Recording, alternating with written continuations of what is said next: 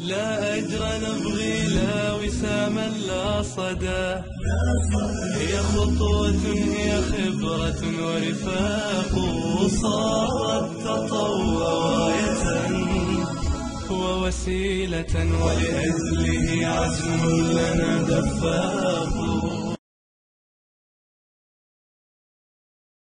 عليكم الصوت مسموع الآن؟ نعم. طيب، بسم الله الرحمن الرحيم، وصلى اللهم على سيدنا محمد وعلى آله وصحبه أجمعين. وصلنا اليوم إلى نهاية المؤلف الثاني الذي هو أنتيغون. Donc nous sommes arrivés à la fin de l'étude de la pièce de théâtre de Jean Anouilh Antigone, et aujourd'hui nous allons faire un petit examen comme celui qui tombe à la fin de l'année dans le régional. Donc أخذت اليوم امتحان من امتحانات البكالوريا الجهوية وسنقوم بحله معا. إذن النص أولا، أنتم تعرفون أن امتحان البكالوريا يتكون من نص وأسئلة ثم une production écrite. إذن النص الذي كان قد هذا امتحان كان في 2010 وسنرى إذن الموضوع. Le texte. Je vais lire le texte. Les gardes sont sortis précédés par le petit page. Créon et Antigone sont seuls l'un en face de l'autre. Créon. Avais-tu parlé de ton projet à quelqu'un? Antigone. Non. Créon. As-tu rencontré quelqu'un sur la route? Antigone. Non, personne. Créon. Tu es bien sûr? Oui. Créon. Alors écoute, tu vas rentrer chez toi, te coucher, dire que tu es malade, que tu n'es pas sorti depuis hier. Ta nourrice dira comme toi. Je ferai disparaître ces 3 hommes. Antigone. Pourquoi? Puisque vous savez bien que je recommencerai. Un silence, ils se regardent. Créon. Pourquoi as-tu tenté d'enterrer ton frère? Antigone. Je le devais. Créon. Je l'avais interdit. Antigone. Doucement. Je le devais tout de même. Ceux qu'on n'enterre pas errent éternellement sans jamais trouver de repos. Si mon frère vivait éternellement. جهة اليسار هكذا أم هكذا؟ هل يظهر النص كله؟ هكذا أفضل. استمر. Alors tu vas rentrer chez toi, te coucher, dire que tu es malade, que tu n'es pas sorti depuis hier. Ta nourrice dira comme toi. Je ferai disparaître ces 3 hommes. Antigone. Pourquoi? Puisque vous savez bien que je recommencerai. Un silence, ils se regardent. En Créon. Pourquoi as-tu tenté d'enterrer ton frère? Antigone. Je le devais. Créon. Je l'avais interdit. Antigone doucement. Je le devais tout de même. Ceux qu'on n'enterre pas errent éternellement, sans jamais trouver de repos. Si mon frère vivant était rentré harassé je lui aurais enlevé ses chaussures, je lui aurais fait à manger, je lui aurais préparé son lit. Polynice, aujourd'hui, a achevé sa chasse. Il rentre à la maison où mon père et ma mère et Éthéocle aussi l'attendent. A droit au repos. Créon. C'était un révolté et un traître. Tu le savais. C'était mon frère. Alors voilà les questions de compréhension. Après la lecture, إذن بعض النصائح التي أعطيها لكم، وهي أن هل ترون النص جيد؟ المهم، أول شيء نبدأ بنصائح تخص الامتحان. أولا، دائما يجب قراءة النص أكثر من مرة. يعني التلاميذ عادة يأخذون النص أول شيء يفعلون يبدأون في الإجابة عن الأسئلة. يجب أولا قراءة النص مرة واثنين وثلاثة، ثم المرور إلى الأسئلة ولإجابة قراءة الأسئلة كلها ثم إجابة واحدة. ومن الأحسن بدء بالأسئلة التي تعرفون الإجابة عليها هي الأول، ثم تأتي الأسئلة الصعبة فيما بعد.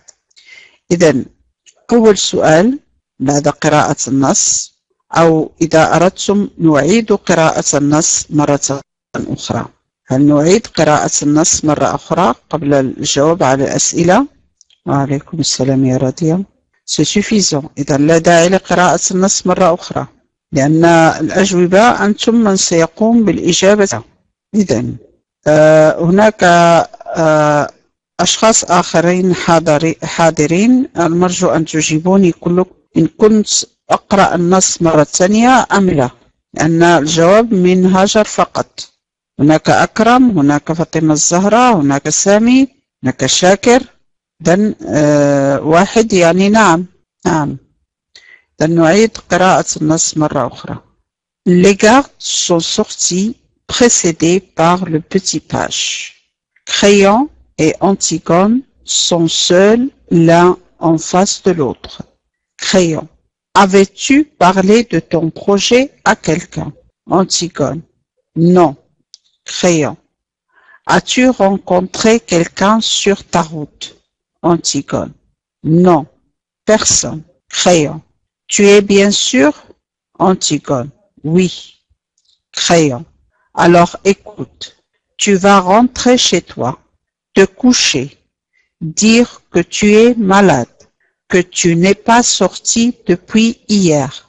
Ta nourrice dira comme toi. Je ferai disparaître ces trois âmes. Antigone. Puisque vous savez bien que je recommencerai. Un silence, il se recréa. Pourquoi as-tu tenté d'enterrer ton frère? Antigone. Je le devais. Créon. Je l'avais interdit. Antigone doucement. Je le devais tout de même. Ceux qu'on n'enterre pas errent éternellement sans jamais trouver de repos. Si mon frère vivant était rentré harassé d'une longue chasse, je lui aurais enlevé ses chaussures, je lui aurais fait à manger, je lui aurais préparé son lit. Polynice, aujourd'hui, a achevé sa chasse. Il rentre à la maison où mon père et ma mère et Étéocle aussi l'attendent. Il a droit au repos. Créon. C'était un révolté et un traître. Tu le savais. Antigone. C'était mon frère. Les questions. Alors, la première question. Quels sont les personnages vivants de la famille royale en présence dans ce passage? Alors, réponse. Quels sont les personnages vivants de la famille royale en présence dans ce passage? Donc, il y a Antigone et Créon. Bien. Quel lien de parenté les unit-il? Quel lien de parenté les unit-il? Alors, j'attends la réponse. Quel est le lien de parenté? Ah, est-ce que Créon est le frère d'Antigone? Oui, liens familiaux. Oui, mais quels sont ces liens familiaux? Quelle relation y a-t-il entre Créon et Antigone? Voilà. Donc, le lien de parenté, c'est que Créon est l'oncle d'Antigone. Non, ce n'est pas une relation de cousin, Yaradia. Créon est l'oncle d'Antigone.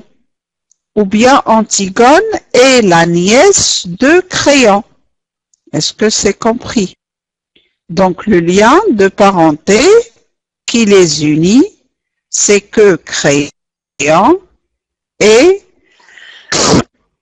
l'oncle d'Antigone. Ou bien vous pouvez dire aussi Antigone et la nièce de Créon. Non, le page n'est pas en présence dans ce texte. Remarquez, dans la didascalie, qu'est-ce qu'on dit dans la didascalie, Hajar?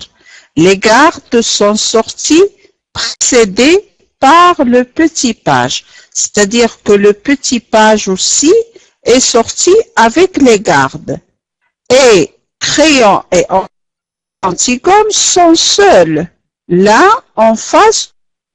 Donc remarquez, ils sont seuls. Il n'y a ni page, ni garde. Donc la réponse, les personnages de la famille royale, hein, les deux personnages ou les personnages vivants de la famille royale en présence dans ce passage sont Antigone et Créon. Et le lien de parenté qui les unit, c'est que Créon est l'oncle d'Antigone, ou bien Antigone est la nièce de Créon. Alors, on a des personnages vivants. On a dit personnages vivants, pourquoi? Parce que dans le texte, on parle d'Éthéocle et on parle de Polynice, du père et de la mère, qui sont tous morts. Est-ce que vous n'entendez pas tous ou bien c'est Hajar seulement qui n'entend pas? Est-ce que tout le monde n'entend pas? S'il vous plaît, je voudrais la réponse parce que comme ça, je ne sais pas est-ce que vous entendez ou pas. Oui, alors on entend. C'est bien. Donc c'est un problème pour Hajar seulement. Bonsoir, Amina. La deuxième question. Donc, pour la première question, ça va? On passe à la deuxième question. Relevez 4 noms de personnages morts évoqués dans l'extrait. Relevez 4 noms de personnages morts évoqués dans l'extrait. Alors, quels sont les noms de ces personnages qui sont évoqués dans l'extrait? Relevez les 4 noms de personnages morts. Oui, il y a Polynice et Éthéocle, et qui encore? On vous demande 4 noms. Oui, la mère et le père. Comment s'appelle la mère et le père d'Antigone? Jocaste et Oedipe, c'est ça.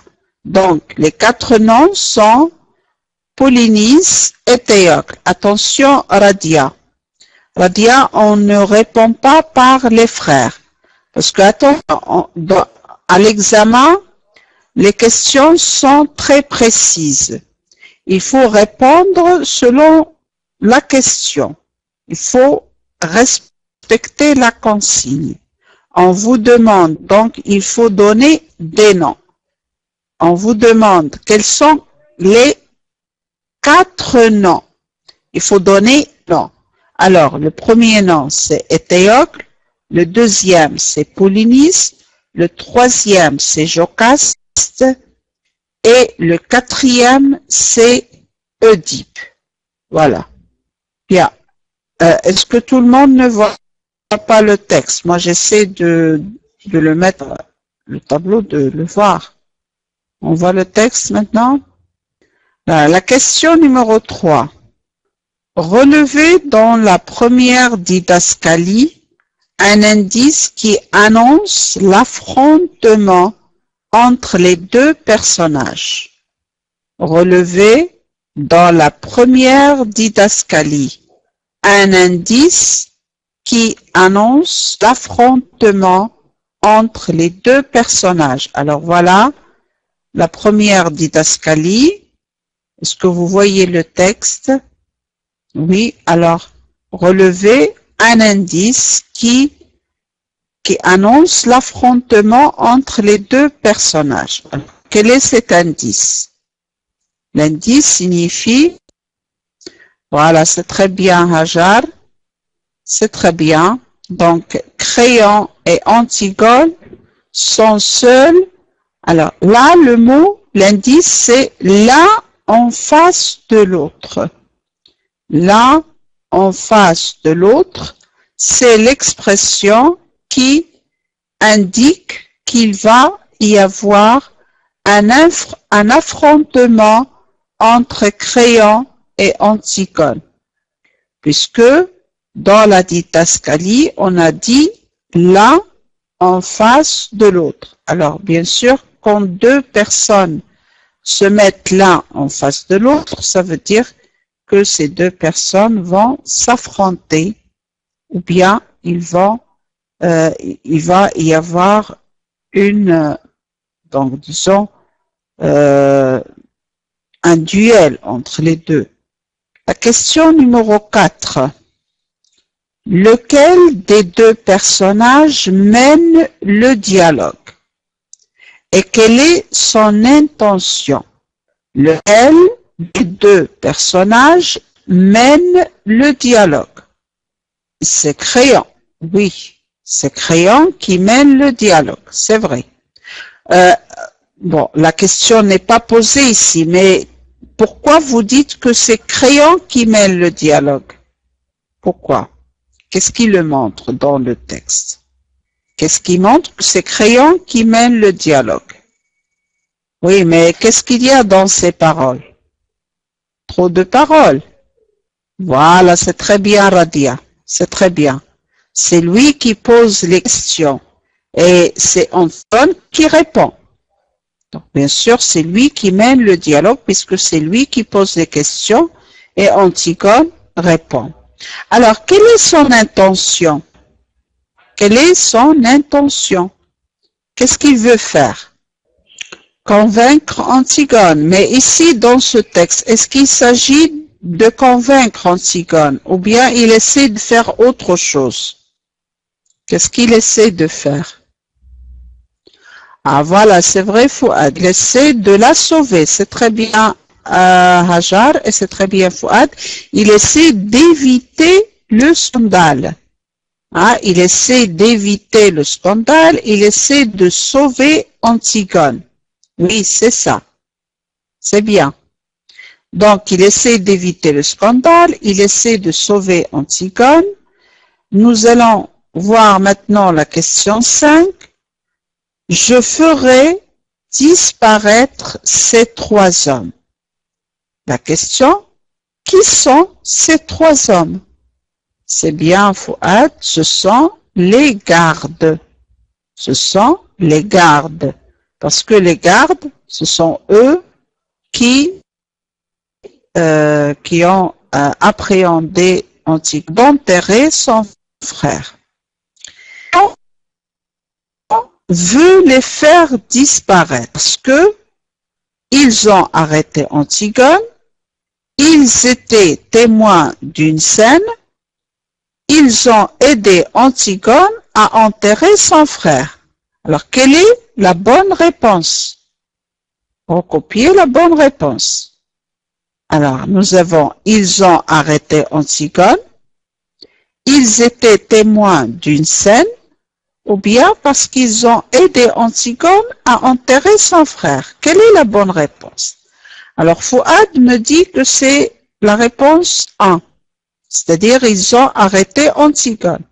Est-ce que vous êtes d'accord avec Fouad? Êtes-vous d'accord avec Fouad? Et les autres aussi doivent répondre. Akram, Fatima Zahra, Sami, Mariam, il y a Radia, Motea, Hajar, Asma, Maha. Je vous attends. Est-ce que vous m'entendez ou pas? Est-ce que vous m'entendez? واش الصوت كاين ولا لا؟ سهل. هل الصوت موجود؟ طيب هل الصوت موجود الآن؟ نعم. Oui. إذا الجواب على السؤال Créon veut les faire disparaître parce que ils ont arrêté Antigone, ils étaient témoins d'une scène, ils ont aidé Antigone à enterrer son frère. Alors la réponse numéro 2. Oui. Est-ce que vous êtes d'accord avec Radia? Oui, Asma aussi est d'accord avec Radia. Fouad aussi. Bien. Alors, c'est vrai. Alors, pour Fatima Zahra, c'est la réponse numéro 3. Et Hajar aussi, voilà 2. Alaykoum salam ya Muhammad. إذن سنرى يعني سنحاول أن نفهم قليلا. Donc, Crayon veut les faire disparaître, c'est-à-dire il veut les tuer. Pourquoi? Est-ce que c'est parce qu'ils ont arrêté Antigone? Bien sûr que non. Parce que c'était l'ordre de Crayon. C'est lui qui leur a demandé d'arrêter Antigone. Donc, il ne va pas les tuer parce qu'ils ont arrêté Antigone. Deuxième réponse, ils étaient témoins d'une scène. Donc, ils ont vu Antigone en train d'enterrer son frère. Donc là, et nous avons dit tout à l'heure que l'intention de Crayon est de sauver Antigone. Donc, lui, il veut sauver Antigone et eux, ils ont vu Antigone avait enterré son frère. Donc, pour sauver Antigone, il faut qu'il n'y ait pas de témoins.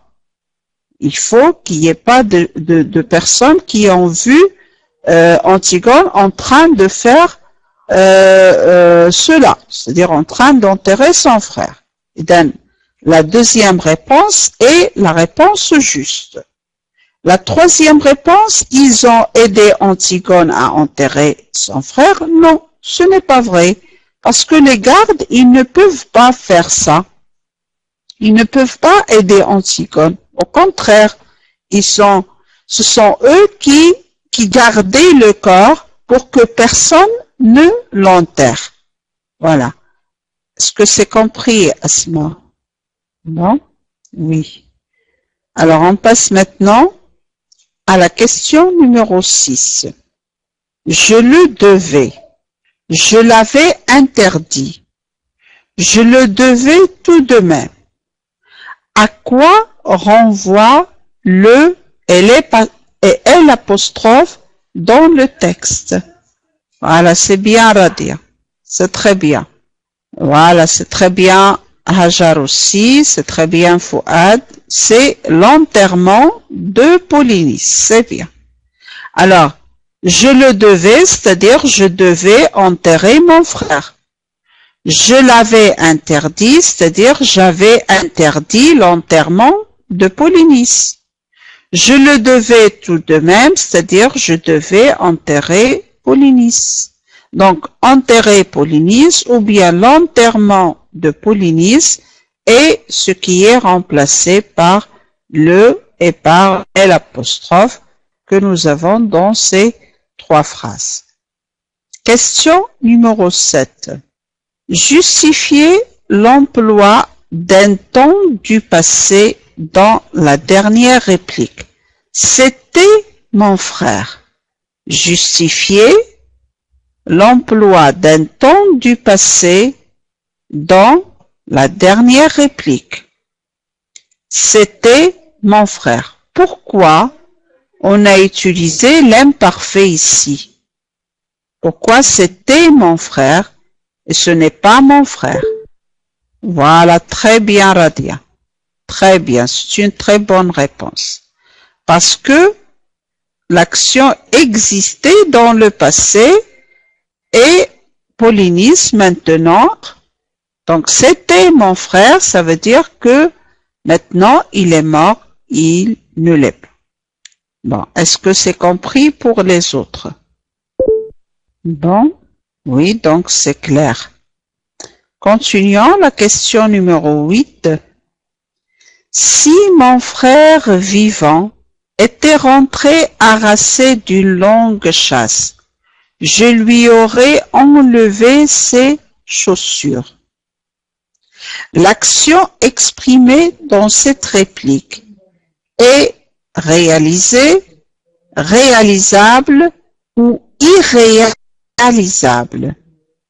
Justifiez votre réponse en relevant deux indices relatifs au temps. C'est bien, c'est une action irréalisable. C'est-à-dire, c'est une action qui ne peut pas se réaliser. Alors, qu'est-ce qui le montre? Qu'est-ce qui montre que c'est une action irréalisable? C'est-à-dire qu'il ne peut pas se réaliser. Voilà, c'est très bien. Parce que nous avons le plus que parfait était rentré et aurait enlevé le conditionnel passé et le conditionnel passé. Le plus que parfait et le conditionnel passé. Ça veut dire que c'est une action qui n'a pas eu lieu et qui ne peut pas avoir eu lieu. Polynice est mort et dans le passé, elle n'a pas eu lieu non plus. Donc, c'est pourquoi on dit que c'est une action irréalisable.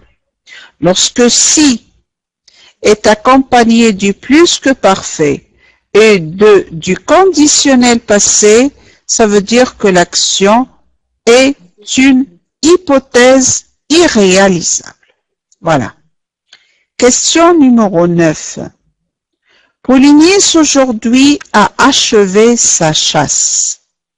Antigone veut dire que son frère est mort, son frère est rentré de la chasse, son frère est chassé par Créon. Quelle est la bonne réponse? Wa alaykum salam wa rahmatullah. Oui. Donc, Hajar, Fouad, bonsoir Samy.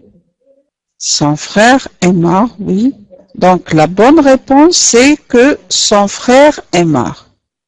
Son frère est mort. Alors, Antigone a dit, Polynice aujourd'hui a achevé sa chasse. La figure, c'est une figure de style. Ça, c'est une figure de style. Alors, la figure de style employée ici, dans cette phrase, est-ce que c'est une hyperbole? Est-ce que c'est une comparaison ou bien un euphémisme? Voilà. C'est bien, c'est un euphémisme. Nous avons déjà étudié l'euphémisme. Alors, quelle est la définition de l'euphémisme? À quoi ça sert? Pourquoi on utilise l'euphémisme? C'est très bien, Hajar. C'est pour atténuer. On utilise l'euphémisme pour atténuer. C'est très bien. Au lieu de dire que Polynice aujourd'hui est mort, qui est un terme fort, on l'a remplacé par une expression qui diminue la force de ce terme en disant que Polynice aujourd'hui avait sa chasse. Donc, c'est un euphémisme. Bien. Question numéro 10. Achever, ça veut dire terminer. Le comportement d'Antigone est punissable, est-il punissable? Dites pourquoi en une phrase. Est-ce que le comportement d'Antigone est punissable? Si oui, dites pourquoi. Sinon, dites pourquoi. En une phrase. Alors, Haja nous dit oui, car elle a transgressé la loi du roi Créon. C'est bien. C'est une réponse acceptable. Oui. Oui. Alors, la réponse oui, attention. À l'examen, la réponse par oui ou par non est juste. C'est-à-dire, vous avez un demi-point pour cela. Mais il faut terminer par la justification. Dites pourquoi. Si vous dites pas pourquoi, par une phrase, vous perdez un point. Donc oui, c'est punissable, d'accord. On est d'accord. Mais, attention, il faut pas perdre les petits points comme ça. Il faut pas se dire, bon, oui, et on arrête. Non. Il faut terminer la réponse pour obtenir 1,5 point entier. Parce que Antigone est contre la loi ici. Est considéré contre la loi. Oui, bien. Donc ici, on considère que le comportement d'Antigone est punissable car elle a transgressé la loi du roi parce qu'elle a agi contre la loi. Oui, bien. Et si on répond par non, c'est un comportement qui n'est pas punissable, c'est-à-dire qu'on ne doit pas la punir. Alors, si. Donc, ça veut dire que c'est un devoir familial. Oui, on peut dire non, ce n'est pas un comportement punissable car c'est un devoir familial. Oui, ou un devoir envers son frère. Oui, bien. Alors voici donc le genre de question, c'est un devoir religieux aussi. Oui. Donc voici le genre de question qui tombe à l'examen. Vous pouvez avoir d'autres questions, par exemple, parfois on pose des questions sur la vie de l'auteur, sur le genre de l'œuvre, sur aussi sur la date de l'écriture de l'œuvre, sur la date de naissance de l'œuvre. Donc pour la première question, parfois nous avons d'autres questions. Oui. Deuxième question, on peut avoir des questions pour situer des questions en relation avec la situation de passage. Et puis après, nous avons des questions de compréhension du texte. Voilà, donc, et bien sûr, la deuxième épreuve, c'est l'épreuve de la production écrite. C'est-à-dire, on pose des questions sur l'auteur, sur la... D'accord, Fouad. Alors, comment s'appelle l'auteur de l'œuvre Antigone?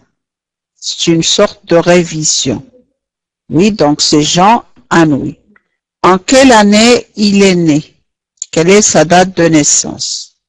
Oui, 1910, c'est très bien. En quelle ville? En quelle ville? Bordeaux, c'est bien. Donc il est né à Bordeaux. Bien. Et quelle est la date de décès? Oui, c'était en 1987. En quelle ville? À Lausanne, c'est bien. C'était à Lausanne, en Suisse. Bien. Quelle est la date d'écriture d'Antigone? C'est très bien. Non, attention, Fouad. Ce n'est pas 1442, c'est 1942. 1942. Et quelle est la date de représentation théâtrale d'Antigone? C'est 1944.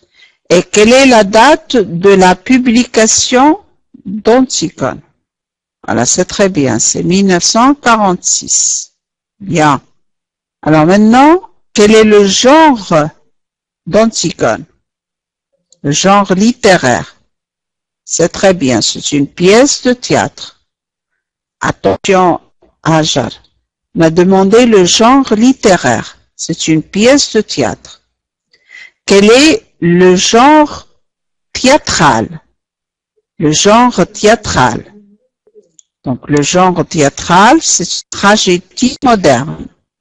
C'est une tragédie moderne. Très bien. Quelle est l'époque des événements d'Antigone? L'époque des événements. Donc ça c'est non l'époque des événements Hajar et non pas l'époque d'écriture. Elle a été écrite non des événements de l'histoire. Donc c'est le mythe d'Œdipe, c'est vrai. Mais quand était le mythe d'Œdipe? C'est quand? C'est pendant C'est-à-dire pendant l'Antiquité grecque. Non, non, non, non, non, non. Attention, Hajar. Non, ce n'est pas la colonisation. Les événements d'Antigone, c'est une tragédie grecque. Attention, c'est l'Antiquité grecque. C'est l'Antiquité grecque. Et bien sûr, l'époque historique où a été écrite Antigone par Jean Annou, bien sûr, ça c'est vrai, c'est la colonisation allemande, c'est l'occupation de la France par les Allemands, et c'était au XXe siècle, bien sûr. Bien. Alors là, c'était les informations pour, enfin, une petite révision d'Antigone, de la première question qui tombe normalement à l'examen. Bien. Alors maintenant, le sujet de la production écrite, on va le lire, on va essayer de comprendre le sujet, et demain, Inch'Allah, on va le travailler ensemble. Alors, des parents pensent que leurs enfants doivent les consulter avant de prendre certaines décisions. Études, mariage, travail. Rédigez un texte argumentatif dans lequel vous justifierez votre point de vue à propos de cette idée. C'est-à-dire, des parents pensent que leurs enfants doivent les consulter avant de prendre certaines décisions. C'est-à-dire, avant de choisir la branche ou la filière que vous allez suivre dans vos études, vous devez consulter vos parents. C'est-à-dire, vous devez leur demander leurs conseils ou bien leur demander ce qu'ils veulent que vous suiviez comme filière. Ou bien, avant de vous marier, ce sont les parents qui choisissent pour vous le conjoint ou bien la femme ou bien le mari. Le travail aussi. Ce sont les parents qui vous conseillent de choisir tel travail ou pas. Alors là, vous rédigez un texte argumentatif dans lequel vous justifierez votre point de vue. C'est-à-dire, est-ce que vous êtes d'accord que vos parents soient consultés dans toutes vos décisions, ou bien non, ce n'est pas obligatoire de consulter vos parents. Vous pouvez prendre votre décision tout seul, sans l'aide de vos parents. Alors voilà, c'est le sujet. Réfléchissez bien à ce sujet et demain, Inch'Allah, nous allons le rédiger ensemble. Si vous n'avez pas de questions, je vous souhaite une bonne soirée et à demain, Inch'Allah. Oui, Hajar, allez-y. Merci à vous aussi de votre attention. Je vous en prie. Bonne nuit, Asma. Alors, j'attends la question de Hajar. Si on a un personnage dans les didascalies et il ne parle pas, on l'évoque dans la présence. Si on vous demande, oui, s'il y a un personnage qui est présent sur scène, même s'il ne parle pas, on dit, si on vous demande quels sont les personnages présents sur scène, vous devez le citer aussi. Par exemple, si la question, par exemple, dans la scène, il y a Ismène, Antigone et la nourrice.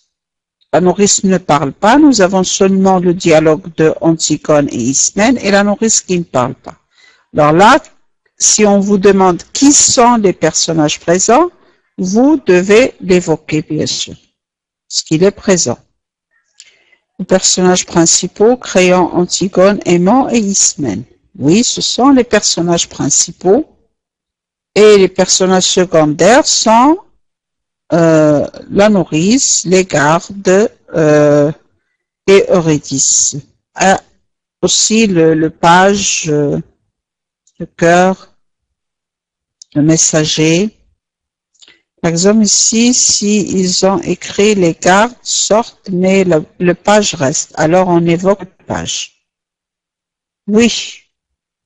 Mais attention, dans la question, c'était les personnages vivants et je pense, attention, je vois, de la famille royale. Remarquez, attention Hajar, la question les personnages vivants de la famille royale. Le page ne fait pas partie de la famille royale. Est-ce que c'est compris, Hajar? Il faut faire très attention à la question. Parce que si on vous demande quels sont les personnages vivants en présence dans ce passage, et il y avait le page, c'est-à-dire qu'il n'était pas sorti avec les cartes. Là, on peut le nommer.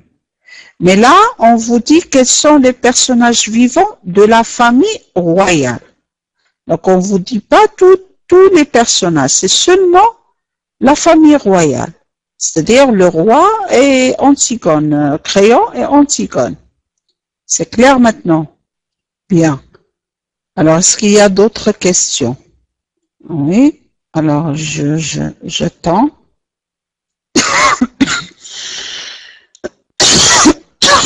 Les anachronismes, oui.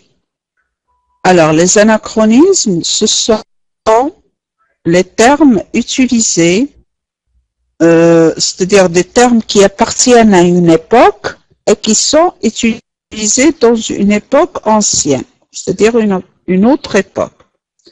Je donne comme exemple, par exemple, dans le premier texte, c'est-à-dire dans le prologue, nous trouvons, par exemple, les gardes qui jouent aux cartes. Alors, les cartes, c'est un anachronisme, parce que c'est quelque chose qui existe, ou bien c'est un mot qui existe à notre époque, c'est-à-dire au XXe siècle, au XXIe siècle.